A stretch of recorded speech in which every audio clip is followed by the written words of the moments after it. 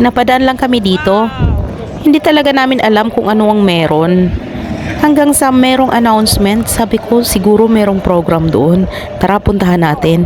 Ito nga ang nakita namin. Nagre-racing yung bangka. O diba, hindi ko alam kung anong tawag dyan. Basta racing siya. Basta nanood lang kami, naki-chair. Ayan. Sabi ko, ano nga kaya ang tawag dyan? Nakakatuwa naman kasi ang bilis. Tsaka yung mga tao talaga namang nagsisigawan sila.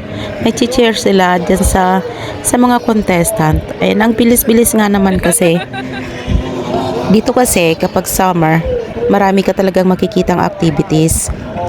So may mga lugar dito na talagang nagsiset sila ng mga activities at pinupuntahan ng mga tao. Siguro meron silang buwan kung kailan nila ito ginagawa or araw. Talagang pinupuntahan or dinadayo ng mga tao. Katulad namin na bago lang dito or ngayon lang kami namasyal dyan. Tapos hindi namin alam or wala kaming idea kung ano yung mga ginagawa nila. Basta ang alam namin namasyal kami, kumain kami at nagpark kami. Ganun lang.